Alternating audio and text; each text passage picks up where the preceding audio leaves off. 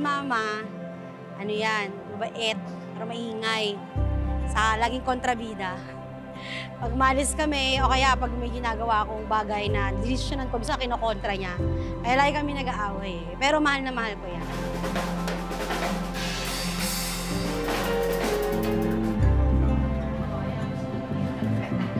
Hello? Hello? Ma?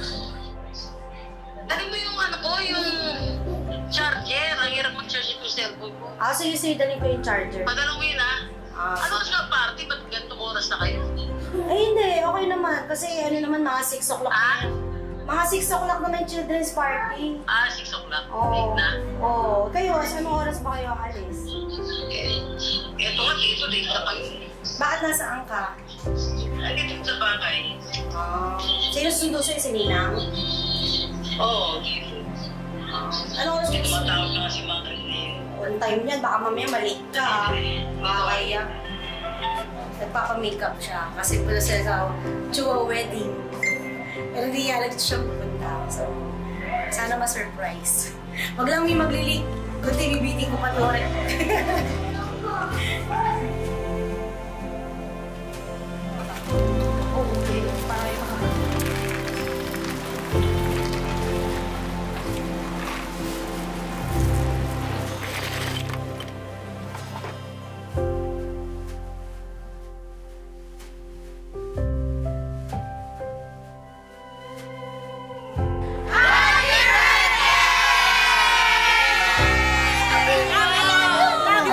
Mahal na mahal kita, no matter what.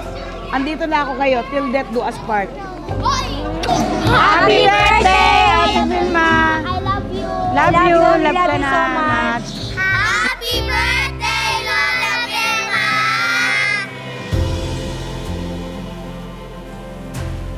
Pinaka-paborito ko ugali niya, mahilig siya manlibre. Mahilig siya manlibre, hindi siya nagbibilang kung ano yung ililibre niya sa'yo. Kahit kanino, kahit minsan sa mga pamangkin niya, ganun din. Saka masiyahin siya.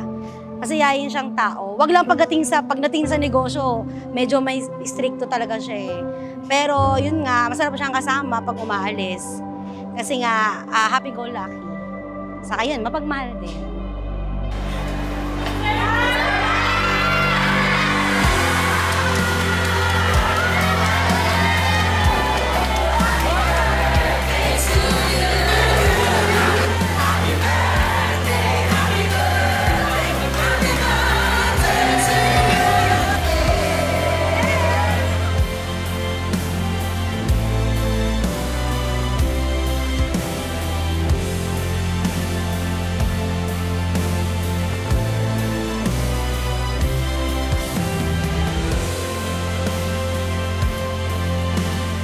Wala akong kaalam-alam, Diyos ko, Panginoon ko.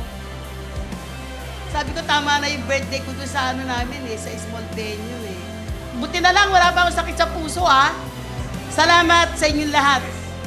Sana mag-enjoy kayo. Ay, happy birthday, ma. 64 ka, nakala mo wala kang surprise. Actually, hindi talaga to pinagplanuhan ng matagal. Parang mga 4 weeks lang ata. Kasi nandito ka sa Manila, dati lagi ka na sa Hong Kong. Maraming salamat sa lahat-lahat. Oy, ako nagbayad lahat nito Pero ikaw magbabayad sa Europe tour ko. Kaya okay lang. Quits. Maraming salamat, ma. I love you.